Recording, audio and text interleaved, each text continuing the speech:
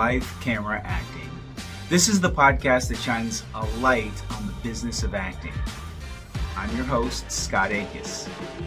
My friends and I will chat about the good and the bad of working as an actor, as well as how to deal with the challenges of life while working in a career that, well, it just refuses to follow any standard business practices from other industries. Life for us can be quirky, equal parts rejection and triumph, but it really is what we make it. And perhaps by hearing some of the stories of my friends and myself, it might give you a chance to figure out other options that you can use in the challenges of your life and other ways to create those triumphs that you're looking for.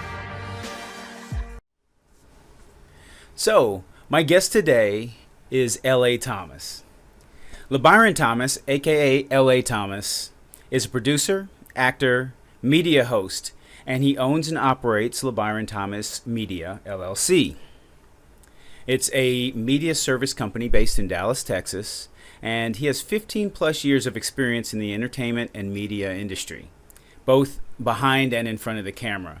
LA got his start in the industry as a financial broker for independent film features. Presently, he's working on a few independent TV and film projects. I'd like to welcome to Life, Camera, Acting, my friend, L.A. Thomas. Thanks for having me. I've been seeing you posting some, getting started, developing, getting it out. Absolutely. The podcast it's off and running. It's good to go.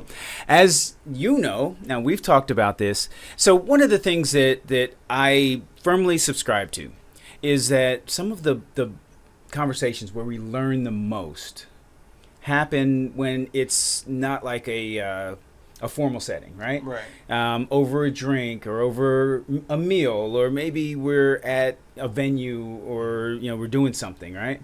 But there's nothing. We're not supposed to have this conversation. We just do.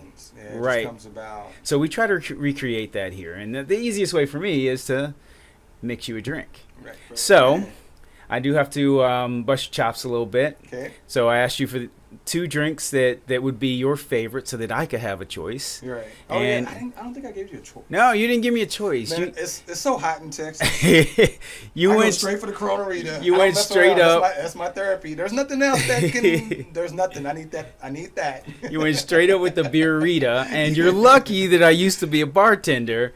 Otherwise, somebody would have gave you something nasty. Because people don't know how to make this. Yeah. And even bartenders that make this make it in bulk. So to make a single glass of this is tough sometimes. Now at the bar, though, just to play it safe, all I care about, even if it's that margarita mix stuff, just give me that and a bottle of Corona. I'll take over. Well, you got some Casa Mexico tequila, Ooh. some silver. All right. You got some Contro in there. You got fresh lime juice. Okay. And you've got Dos Equis. The XX, and Dos X. And you are in the Scott's Tavern glass today. Nice. Yes, sir. So there's that. Wow. I'm in the I Drink and I Know Things glass. Okay. You know where that's from, right? Right. No, I don't. Game of Thrones, bro. And I am drinking a gin and tonic, but it's gin that I've made myself. Wow. So, yep. Cheers, brother. Thank you. Oh yeah. That's the stuff. You know what? I haven't done one with salt in a while, but this actually tastes really good. Yeah, that salt. It enhances all of the different flavors in there, so you're good to go. Oh, thank you. Yep, and you got a little bit extra beer, so. All right. All right. So why don't we get into this a little bit? And since I know you, since we know each other, I thought I'd start off with a question. It's basically more for people that are watching as opposed to me, right. But it's always been a good conversation every time we've ever had it. And basically, that is to say that you started off in finance for the industry, for independent films. Yeah, just broke and trying to make a buck. And I was, in LA, all that, that life. When I started, what I liked just as far as earning your stripes or getting your footing. I was around when Entourage first started. Right, nice. Yeah, That that was a intrigued me. big time. Exactly. Yeah, And especially in LA. And what I love about Entourage, what I paid attention to, I've never been into acting and stuff. Trust me, I get acting and, I got my favorites, all that blockbuster stuff. But in the industry, what intrigued me is how do they do business? How do y'all get things, I'm already in finance, so I'm already in that mode. Just a little backstory. I was doing commercial finance, commercial real estate finance, and mostly helping developers. Okay. Backstory about developers is that they're always looking for money, mostly construction loans, or because their project is delayed, something happens, or looking for bridge loans. I mean, there's all kind of financial terms I could use, but they're looking for money to help either prolong their project or to help complete it, or to get from an investment to get to green light because they don't have enough money. They ran out of money. A lot of times they run out of money. Yeah. Or unfortunately, what happens is they would develop out some land, and depending on the market is the value. And they're thinking they went in thinking, hey, I'm gonna get this land for $2 million. Once I break ground and do some basics, it's gonna be worth $20 million. Right. A lot of times, what happened is banks will come in or the city will come in and do an appraisal, and that value gets cut down to almost 50-55%, and that really messes up a developer's whole mindset. And same thing in film production. If you're a company and you just really over budget incorrectly, it's things get thrown off and you have to get creative. So how do you go from doing this, right? And I mean, basically you're working with numbers, you're making, you're trying to make things add up, trying to make things balance, right? Trying to create, an opportunity for a profit. Right. Right. All right. So whether it's construction, whether it's film, because I know you did film, right? How do you flip that and get to where you're in media or where you're producing and things like that, because that's where you are now. Right. Yeah. It's been, I call it the journey. I've enjoyed every moment. I'm prior military, so that's where a lot of this come from. In the military, you'll start out with one job and you'll end up having 8. So, but you get up, you got to get things done, and so that whole work ethic and operations, and what I love about the military transition over into production, it's all about team. Everybody plays a role. Sure. You have in the military, we got our producers, we got our directors, we got our team leads. You got your comrades and sailors, your actors, which there's some characters in the military as well. But it was smooth. I didn't think anything of it. Right. Only thing that I think I did, and I'm starting to see a lot of this, is I didn't understand the me versus we when it came to film production. I didn't understand how, I'm not going to name any specific actors and actresses and all that, but there are some people that I guess moved up in the industry that became a little bit more selfish or diva, and that created problems. Yeah. But because they're marketable, a lot of people put up with it because we really need to get this film out, or let's do this show. I always push back on that. I've never been enamored by celebrities. That's just something I don't do, because they're just people. And unfortunately, when you are behind the scenes, you get to see who they really are. Well, and I think that transcends. I mean, maybe it doesn't have as much air in the military. You can't go very far with that before you run out of air, because you get checked really quick. Mm-hmm. But because everybody has a role, right? Yeah. We got a and role it's point. very specifically defined. But you get into a corporate situation, and you might not think of people as divas. I mean, yeah, there are some, and I've run into them. But you don't think about that. You just think about people who, push an envelope and treat people poorly. Get away with it.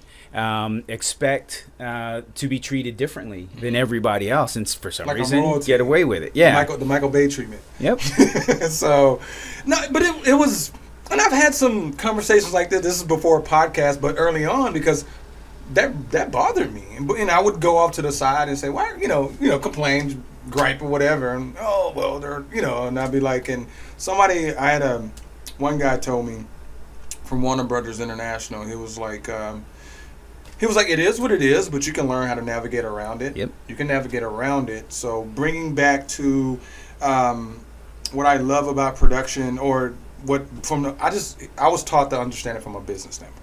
Yes. As producers, and this is before I even knew about producers. Producers, they wear all the hats. They are pretty much relationship people. Producers are like HR. You have to understand your personnel. Well, you get so.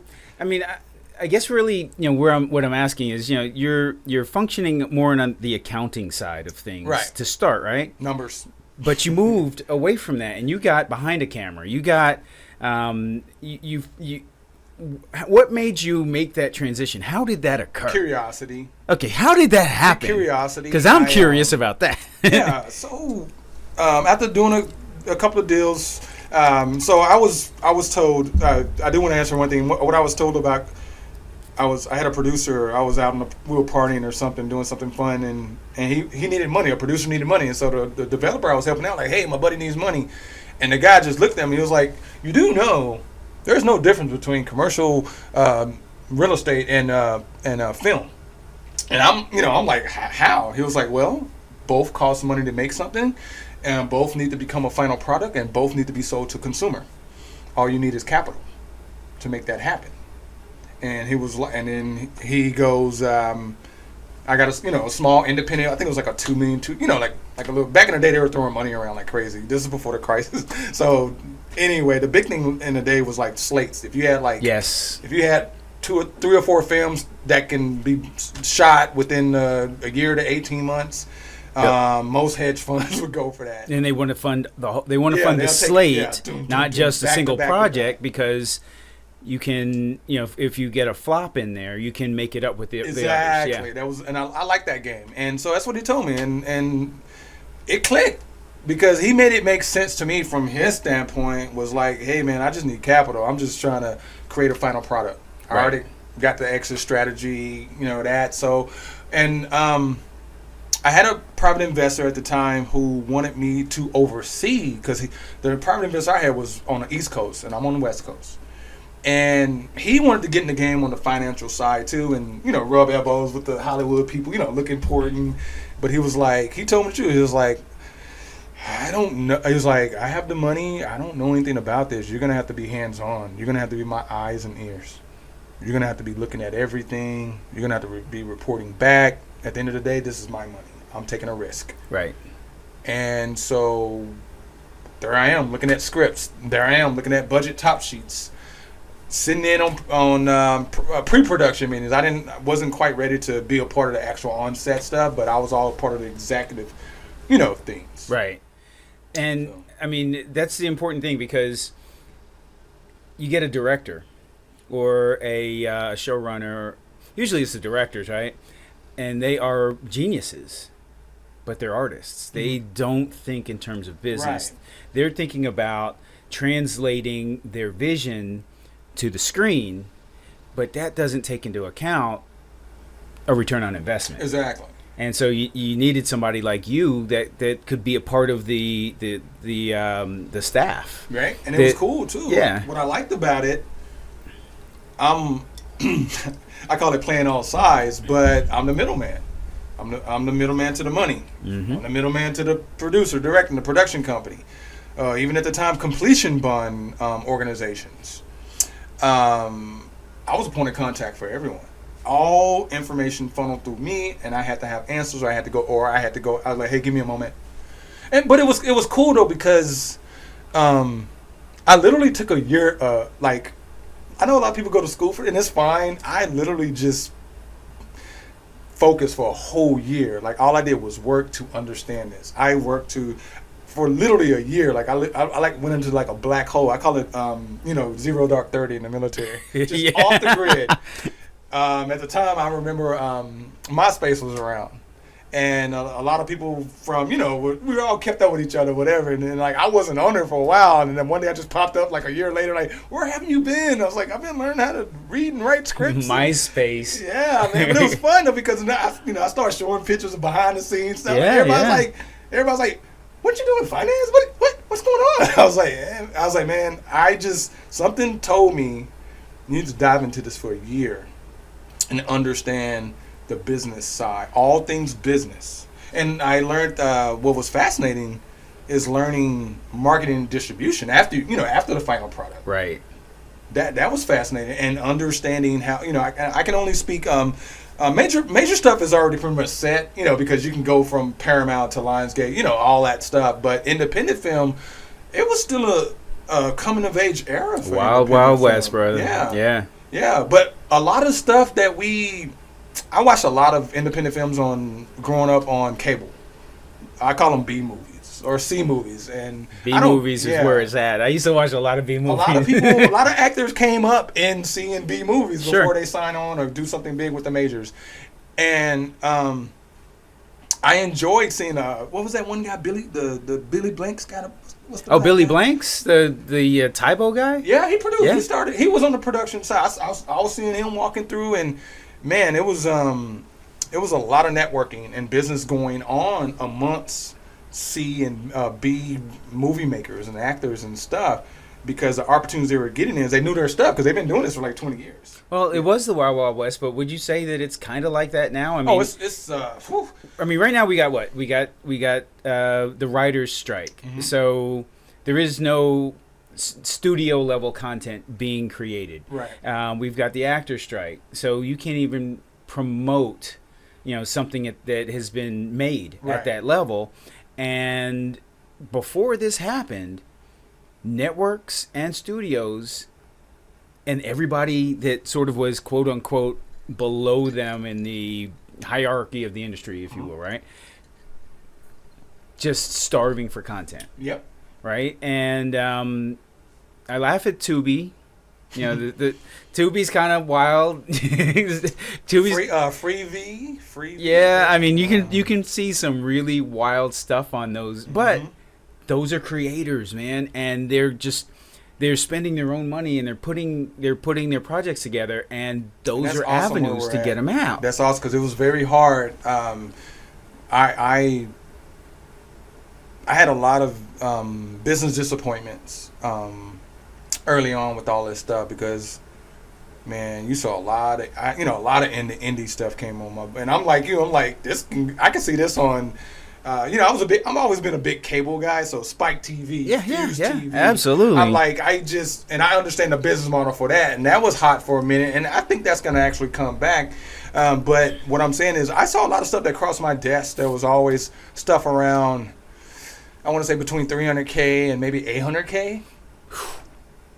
And it's a nice, it's a sweet spot for on the bell curve for the majority of creators, right, to try to raise that amount of money. It was a safe zone for investors too. Yeah, I mean, and safe zone for investors. Now your real investors want to invest a lot more. Yeah, they want bigger returns. They wanted the bigger returns, and so I call it the appetite. But to shoot something that is in that range, right? That's a dream for a lot of people. Those do well. I've seen the numbers. Those were always doing well. The most disappointing, a lot of them didn't never make the headlines. There was no platform or content or that was probably like the most disappointing thing. Like I'm like looking at the numbers, like that did okay, like for 600K, and we got a return of about 5.2. So I saw the numbers. Right. And I was like, that's pretty good, but it just couldn't get the word out. Well, I mean, I think partially is like the investors were not, even though it did good, they were investing for them so little. The amount they got back, they're like, it's not worth it. There was a lot of pride too with that. It was like, I didn't like the numbers game. Is 100 million, 200 million, 300, like everybody was into the numbers. If your stuff wasn't doing gigantic numbers, and that's LA. I respected it, and it was always one of the cool things I was able to do was pull people to a side or investors to a side. Was like, hey, these guys got to grow with you. I was like, let's see where 1 and 2 go. That's my motto. Let's let's do a little appetizer. Let's test this out. I saw it as a challenge because I knew the proof of concept as far as the financial side of it, but it was always hard to get investors to buy into smaller things. It was hard, and it was disappointing too because man, it was a lot of projects that came. The people that can afford to invest in a $500,000 project have like $750,000, right? And they're like, that's the bulk of my money. Mm-hmm. The people that can afford to invest in a $5 million project or a $10 million project, they have hundreds of millions, and that's where that gets caught up, right? And that's why you had to do the slates. Yeah, that's why the slates were such a big thing. You'll slide in one, want to get in. Just is 1.2 sliding in there with the 50, and I'm just like, okay, whatever. So I want to go back to something that you said earlier when you were talking about working as on the finance side and taking that zero dark 30 year. I mean, to me, that is initiative. That's somebody who says, I'm figuring out where I want to be, and I am going to do what it takes to get there. And I think a lot of people, actors included, a lot of people do what they'll work hard until it's uncomfortable, and then you'll see them, they'll fall back. Right. And, I mean, if you could talk to those people from maybe a personal experience, how do you push through when it's uncomfortable? Well, at the time I was in my late 20s, probably like 28, 29, 30, somewhere around there. And I don't even think of it as a sacrifice, but we have our milestones, especially when you're 18 to 30. You got your milestones, marriage, this, that, that. And I didn't want to do any of those things. I don't, y'all got y'all's milestones. Yeah, I know. And what was uncomfortable for me was, I want to say, dating or being in relationships and, letting your partner know, hey, this is what I need to do first. But the cool thing I liked about it is I saw it be done before, and you can go at it, especially out in LA. This happens a lot, and that's why I'm glad I was out there, because I saw a lot of couples, a lot of people put their career first, but they still had each other. They just didn't put too much life on their plate. They they delayed some things. Let's wait till we're more financially situated before we get married and do all this. And so I was very fortunate through networking and observing. I saw a lot of people live many different lives while they pursue their dreams out in LA. Versus, I'm from Texas. I'm not anything against Texas, but versus here, this is a 9-to-5 state. Yes. This is where people get married, build family and stuff, which is fine. Nothing wrong with that stuff. Well, you just really described Dallas. I mean, Dallas is a corporate city. Right. Yes. And that's fine. But the thing is, there are other avenues of getting where you want to go. And I don't even call it delaying milestones. Is because my head at the time, when I even been in the game, I could see myself, because I come from the military. I come from all that marriage and and have a lot of friends, but this is what I really wanted. And I don't think I sacrificed anything. I just think the fact that this is what I decided to do, it is what it is. It's going to pay dividends later. Right. So. Well, and that delayed gratification is something that a lot of people, they don't get. I mean, the newest J's just came out, and you got to drop $300 or $250, and okay, you'll look cool. And somebody might see and say, hey, those new J's, and you feel good, right? Yeah. For a second. Yeah.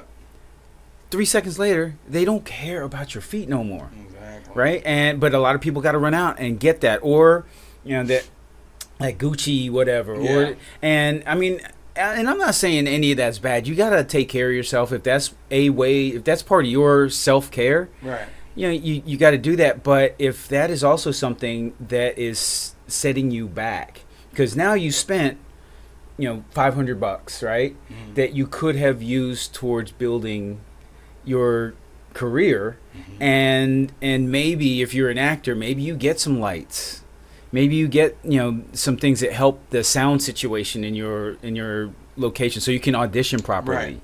Or a backdrop. I call it becoming a student of your craft. Yes, and that's what I decided to do. Something just told me to.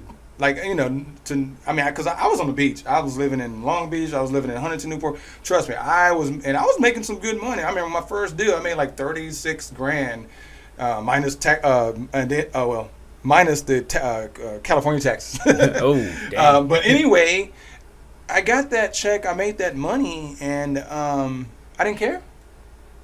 There was a little bit of satisfaction brokering these deals and stuff, because what happens was I didn't have to work a lot. Right.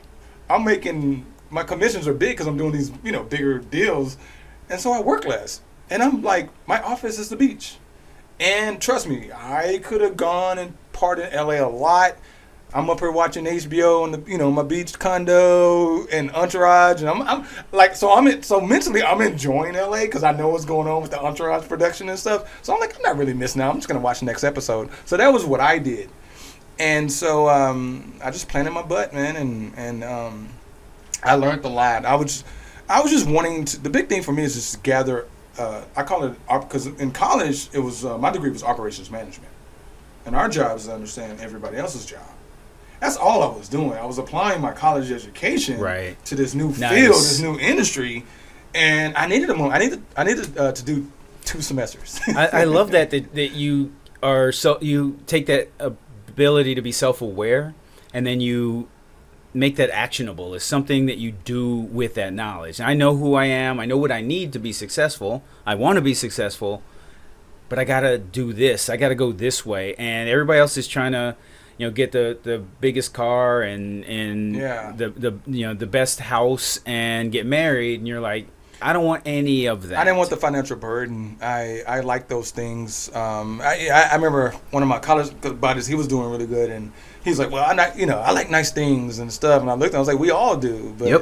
But I'm not going to go into debt to get them while I'm still trying to create a foundation or try to figure out what I want to do. Because the thing about me is that there was there was military, college, government jobs, openings, all that stuff. Go back and get your MBA, you're set for life. And I looked around at some older men that have lived maybe, I want to say 15, 20 years more life than me. And they say, why not do something else? This is going to be here for you. All of this. Right. You served your time in the military. They're going to pay for your MBA. You're going to have this government job. Go see what else you can do. Because a lot of them was telling me, it was like, man, I wish I would, especially even here in Texas. I was out. I went to UTA for a bit and TCC College and all that stuff. And I'm out there, and I'm meeting some of these guys, and they're saying like, man, I wish. They kept telling me, man, go to Cali, see what it's about, man. This, Texas life, Dallas life, this ain't going, DFW ain't going nowhere. This gonna be here when you come back. That mindset is so important, and I mean, not everybody has to do it the way you did it, but the ability to say, this is where I want to be, and these are the things I have to do lifestyle wise to make this plausible. That's not something a lot of people take too much time thinking through, but I think it's really important. We connected immediately when we met over a couple things, but one of them was that because of the industry we work in, from time to time, we find ourselves in a situation where it's the exact situation that people think, actor, producer, whatever, this is the glamour, right? Right. So we find ourselves in those situations. But what we connected over is that neither one of us seek that out. Like, that's part of the job. And we go and we do our thing.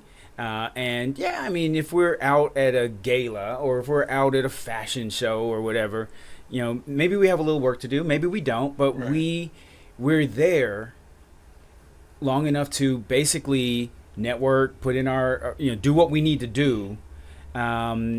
Maybe we have a drink with somebody, we laugh, we have a good time, and then we get out. Yeah. Remember that one time with Brian Landon, the entertainment lawyer? Brian Landa. Shout out Brian. Yeah, we showed up at the we got to throw the picture up. We showed up at Rustic to catch up with him and the network, and I think he helped you with some business. Yep. And we were all wearing a coral shirt. That was so funny, man. So to set the scene for this, we show up to talk business at a The Rustic. There's the Rustic, which is a local restaurant that has outdoor space and indoor space and TVs everywhere. And I mean, it's a big place. And we show up. And somehow we all wore coral shirts. We look like we were in Hawaii, or we look like the Coral Gang. I'm about to go fishing. Oh my gosh, that was funny. That was hilarious. Funny. But yeah, I mean, I think it's important to, I want you to talk about why you don't hang around beyond. I mean, I know why I don't, but why don't you hang out? Longer at some of these events that people would say that's the glamorous event. You stay until it's over, and then you find out where the after party is, and then you do that too. All and that. Yeah. Well, it's so funny. I was just having this conversation with some of my media assistants. Today I have literally 4 events. I have your podcast. I have a fashion charity gala. I'm hosting a media workshop for media etiquette for red carpets and stuff, and then after that I have a James Bond theme. Okay, so right away, anybody listening is going, ballin'. I know, right? Yeah, it is. It's my life. Right. I love it. There was, I saw some things in Hollywood, and even Michael B. Jordan can contest to this. I'm more focused on I want to say, being optimal and fresh. One of the cool things I do is I have content and stuff, but I love my own editing. I have my own studio. I've interned with some like Entertainment Tonight, Extra, all that stuff. And I saw people turn and burn. I saw the workers after they're done, whether it's go in the van or get home or go in the studio and get back to work. I just love that. Mm-hmm. I'm a very social person, but I've partied all over the world. I've done Hollywood. I've done Dallas as far as partying here. I'm not missing out on anything. Tonight I'm going to a theme party for some doctor friends' birthdays. Yes, it's gonna be fine. I think for me, when all of that stuff, there's a time and a place for it. You do it when you can, but if I have an assignment or if I know I need to do something, I put my work before the party. Mm-hmm. I don't delay. That's just me. And we all have our different work. I tell people do your thing or whatever, but I tell you, I'm just using Dallas for an example. It's like I really haven't found a group to do after parties and all that stuff with. I'm not judging people, whatever, but they're just different type of people out there. But I think you said it right. For me, this is the way I approach it. Right. I go to these events, and then the after party happens, or you're just partying late into the original party. People get sloppy. Yep. Right. And I actually just don't want to be associated with that. Right. I mean, there was a time in my life when, in my early 20s, I wanted to be the sloppy one, right? Like that was the goal. You start your night at 11:30, and you're hoping to finish it, 4 in the morning, 5 in the morning, whatever, right? Well, we got to admit though, I got something to say. Is the world was a lot cooler back then. It's too much drama. It's too much. It's too much. I call it the word toxicity. The world was cooler, but we can't tell anybody because we didn't have social media, so there's no proof. Oh man, there's not as much proof like today, and that's the thing about today. Our social media was girls going wild. Well, even before that, though. Yeah. I mean, because Girls Gone Wild was on. They were. It was on the internet. Yeah, that was cool. I mean, Girls Gone Wild was cool still. Whatever. Well, I never got to partake, so I don't know. Hat and everything. What's up? In the back. I was always going to be the back guy. But I'm telling you, man. I mean, if people get sloppy today, you might be completely composed. You might still be around talking business, handing out business cards, right?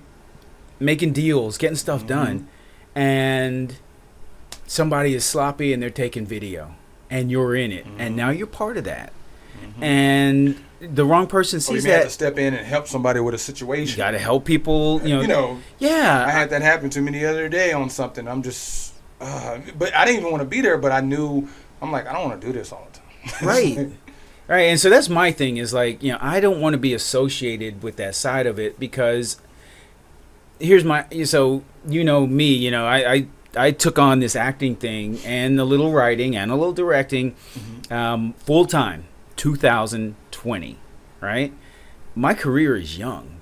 I'm not trying to get somebody, to put something out that I can't control, right, that says this is who this guy is. Cancel culture going to get you. Exactly. You're not exactly. Dave Chappelle. Well, I am not Dave Chappelle. Dave He can say what he Chappelle. want. Dave Chappelle didn't get his money, and then he did get his money it's before he so got crazy. canceled. So he's set. He's come full circle so much that I was watching something on the news. It was a conservative stuff, and I was happy to hear this from one of the pundits. They said Dave Chappelle can talk about transgender, this and that. That's a part of his act.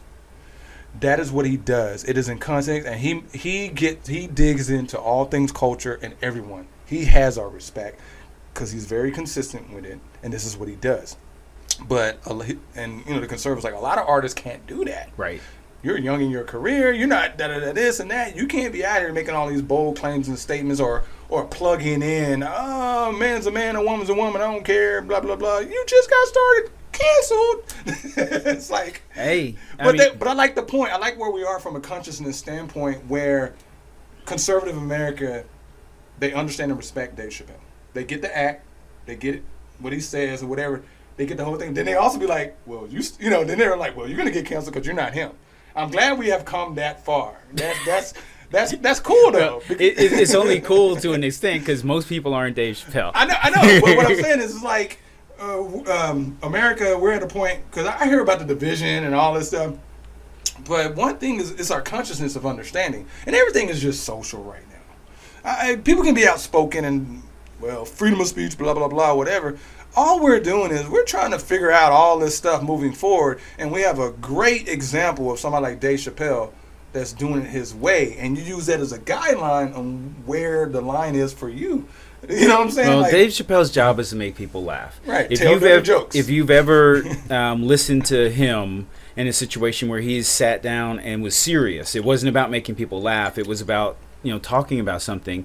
There's a lot of differences between his act and his real life persona, right? I like it that he does that as a production standpoint. Like when we went back to this high school, that when he's just talking to people from his school, it was real, but it was refreshing. It was and I think that you said today everything's social, and I agree with that. I think that the big challenge with that is that there's a lot of people who do one of two things or both.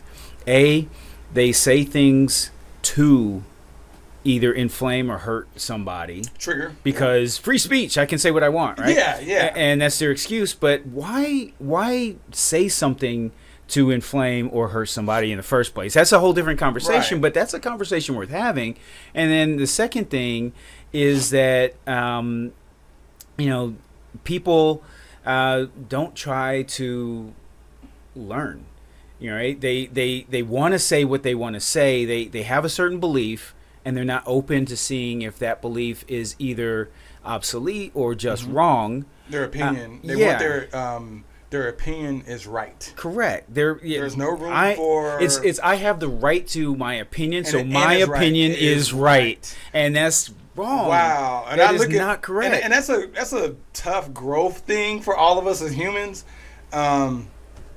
Man, I gotta tell you, one of the shows that helped me out with that as a kid was Reading Rainbow with LeVar Burton. LeVar, hey. Man. Shout out LeVar. and the A-Team. So it's like, I'm watching Reading Rainbow and A-Team. On one side, I got this guy showing up at libraries, walking around the world. And then you got Face and Mr. T. Yeah, and you got this other group of people like, man, we're going to right the wrongs in the world. I pity the fool. Yeah, right the wrongs in the world, but that's America. And that's the beauty of, that's another reason why I got into media, is that culture, especially in the 80s, everything 80s, growing up in that era, and you know what? That's the reason why I did that Zero Dark 30 when I decided to dive into the industry, because all kind of stuff was popping up from the 80s. The guy that created Magnum PI, that created A-Team, he was out of the military. So I'm trying to figure out how come how are these military people that serve in their country, how they're in Hollywood? How they're making all these movies? I was curious, but I was wanting to understand the structure first. Yep. And so it came from all of that. Like, because I'm growing up as a kid, I'm like, all my favorite movies were produced and written and created by military people. I didn't know until I made the connections. I'm trying to dive into their life. Like, oh, okay, that's why you did that lit that fire for you, so you could have that drive to fight through the uncomfortable times that everybody has in their career. And a lot military is tough. It's transitioning. It's the transitioning aspect of it. And I got to give a shout out to Veterans in Media and Entertainment. It's a wonderful organization for us veterans to literally transition into all things. We're mostly in LA, and we're connected with all the major studios, a lot of studying, a lot of internships. You don't have to be an actor, you can be a writer, edit, whatever. But anyway, shout out to VME because VME has made me, I want to say I'm not alone in my journey. And the mentorships, the workshops, the labs that people from Grindstone, Paramount, CBS Studios, Paramount Plus, I mean, there's a lot of military personnel on the executive side of the business and the industry. And it's funny, I didn't know about these things when I did that. They noticed me. They start seeing me around or whatever. So they actually reached out to me, and I'm like, I didn't know we had an organization. This would have been a lot easier. I could have just came to you guys instead of doing what I did. There's no way to know everything, but you know what? The work that you did allowed them to find you, and that's important. Right. So speaking of the work, what are you involved in now? Oh man! Like just the quick rundown. What kind of things are you doing? Right now, of course, there's Labyron Thomas Media. I love. So Labyron Thomas Media LLC. Mm-hmm. What's the website for that? This is just LabyronThomas.com. Okay. On my landing page, you'll see all of the things me and my team do. Right now, it's about development. I saw a lot in 2020. There was a lot of carnage, and I had solutions. I just wanted to help small businesses and nonprofits, because those are the ones that are working on a tight budget, but that still need the ability to create content. And so I went into service, acts of service mode. I have the skill set. I can do business consulting. I can do media management. I can do video production. Okay. I'm an expert at creating stuff for online, stuff for television, newsworthy things, or covering somebody. Mostly I love diving into a company's or a nonprofit's mission and bringing it to life. And that's my passion. Because, again, sitting back and watching all that stuff that happened in 2020, you saw a lot of people in need, a lot of people needing help. And they're so busy. They don't have time. So they need to come to somebody like me. All right. So without promoting anything that would go against the strikes, right? Are there any projects or people that you're working with now you want to talk about? Yeah, I can. I get the strike stuff. Trust me, I'm a part of that world. But one of the things that I did too, that I noticed in Hollywood, a lot of people didn't do, is to start your own companies. Mm-hmm. That's what I did, and I got a lot of people that did, non-believers, naysayers, blah blah blah. But what people don't know is all the major actors, like the well-known people, they got their own companies. I'm just using Brad Pitt and Leonardo DiCaprio for an example. They got their own production companies. Well, use me as an example. I'm not those guys, and I have my own production company, and when I all my revenues from acting go into that company, because that's a function of that company. They're teaching us a lot. There's a lot of information, whether it's TikTok or you can Google a lot, YouTube or whatever. But one of the things I was taught was this is how you play ball with Hollywood. You need to be your own business entity. It is a different conversation. It is a different setup, but it's for the better. And the one thing is about the strike and things like that, I understand what's going on, but I think that this is 10 years too late. I saw in 2011-12 the same stuff was happening back then. It wasn't emphasized enough. I think this strike should have happened back in 2011 or 12. This is beyond long overdue. Well, a lot of people would agree with you. A lot of Right. people would say that the union grew a massive spine recently, but I think AI has a lot to do with that. Yeah. Oh, and, yeah. and That's some crazy. recent things have forced the hand of the union. I wish the union would have stood up for itself earlier too, but I think there's better late than never. Yeah, we got to. It's the problem that was tough is there. California's always been expensive, but now things are expensive across the board. And Tell me about it. And I am talking to my counterparts out there, but one thing I have to remind them is, you need to do the 0 dark 30 thing I did. You need to do a deep dive into now, because the business model has changed. It's changed in different ways, and if you have your own company, there's a business model that works for you. Like me having my own company, there's a certain way that I do business with the studios, and there's a certain way that I can go about myself. There's a certain way I can represent myself. There's just so much, but it takes time to know these things. The tough part about Dallas, and which I've experienced, things take time here. But once you're set and situated and set on the consistent and reliable, man, the Sky's floodgates the open limit. up. Yeah, sky is the limit. I remember some people like man, you don't market or advertise. Da, da, da, da, da. I was like, man, people know who I am. They knew who I am from a long term standpoint. Yeah, It's just not me just popping up out of Right. Hey, I do da da da da da. Like, no, man, we No, don't you do are like that. you are a known entity, and there are people who believe in their heart. I know that guy. I've Yeah, known I him for remember him. years, I and remember him 10 years ago. I can trust him to do business with him. Right. And because I've started, we use Tables and Prows for an example. Tables and Prows was just something fun I wanted to do. I've had situations where I'm supposed to be on TV, not on TV. Something would happen, but I've always kept the brand going online and just keep it short form. And it's going on like 12 years now, because I started in 2011. But with Tables and Prows, I got all kind of opportunities. I can go TV, I can go online streaming, I can stay independent and, do my own distribution. Correct. I tell people, if you have an idea or a brand or podcast or a short form show, go as far as you can yourself. Make it happen. You got to take the initiative. Exactly, because now, the market's always been, I already knew the markets were back in the day, all because your stuff isn't popular, it doesn't have all the numbers, and everybody ain't posting about it all the time, it doesn't mean it doesn't work. Right. I have less than 1,000 followers on my Instagram. You know how, compared to other actors Right. and other people in Dallas, but my followers are real, and they interact with me, and they care. I haven't gone out to try to, get what made up followers. I don't want that either. It comes with the territory. Yeah, I look don't at, care.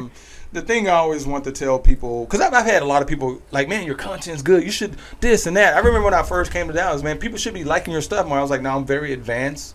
I am very advanced, and what I mean by that, I'm gonna be doing things, and I bet it on myself. I'm gonna be doing things in Dallas early on. Everybody see me doing this stuff now. I've been doing this stuff. Right. It's That's just true. that it wasn't a part of the structure, which was fine, because the goal was to slowly bring this along. I just wish that the 2020 didn't happen, because that's when I really was gonna bust out. But the goal always along was to slowly integrate all of my everything I'm about into the culture, so that way it's organic. Because I have people all the time telling me like, oh, I just didn't know. I was like, you weren't supposed to know. Trust me, a lot of stuff I learned out there, it didn't come this way yet. But I'm happy it's here now, and it's very useful. Okay. To a lot of people. So final question, and it's Yeah. the question I generally end every live camera acting session with. None of us get where we are trying to go by ourselves. It Right. just doesn't happen. People that try that flame out. Right. It's just Can't do too. it by It's yourself. just too much. Where do you get your support? VME, of course, Veterans in Film and Veterans in Media and Entertainment, VME. Of course, there's a lot. That's the Hollywood structure. So There's a Okay. lot. And here in Dallas, there's Dallas Producers Association. I've been with them since 2012. I can't forget Dallas Screenwriters Association, Dallas Film Society. I love the organizations here. They're not popular or mainstream, but they're there. And man, the workshops, the networking, the panels, a lot of contacts. All right. A lot of people you can exchange information with. A lot of people you can schedule a networking call with. I tell people, if you don't know things, have a couple of questions. Prep your call. Mm-hmm. Tons of, it's funny because people ask us like, because everybody just see me.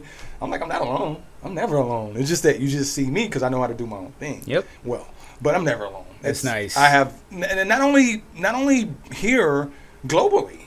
I mean, I have connections in London. I'm part of a global media PR network of things of sorts that Table Surprise is a part of.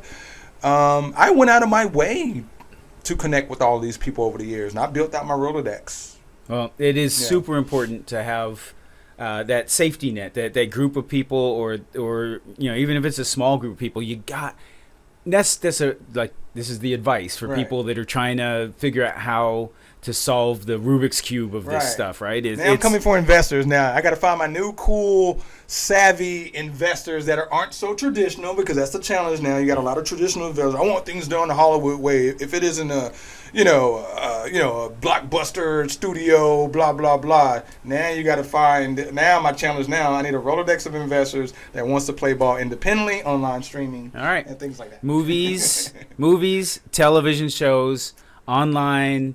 If you're an investor, go to LabyronThomas.com. Check me out. Check them out. Hit them up, and do a little business, make some money, and have a little fun doing it. All right, brother. All right. Thank you so much for taking some time. Come up and talk to me. Thank you for the drink. Of course. I hope you liked it. So for me and Cooper, we are out. Well, that's a wrap on today's conversation. I really love having these conversations. They give us all a glimpse into, other ways to approach situations, problems, and issues that come up.